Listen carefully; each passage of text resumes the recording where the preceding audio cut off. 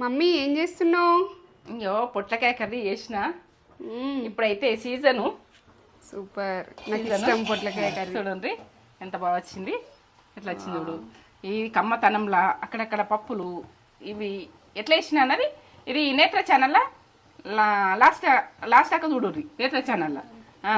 ఇగో ఇప్పుడైతే ఇట్లా చూపిస్తున్నా. నేనైతే ఆయిల్ తక్కువనే వేసినా కానీ ఇక ఉన్న ఆయిల్ అయినా ఇడవాలి, ఇట్లా ఇడవాలి. ఎంత బాగుంది చూడు.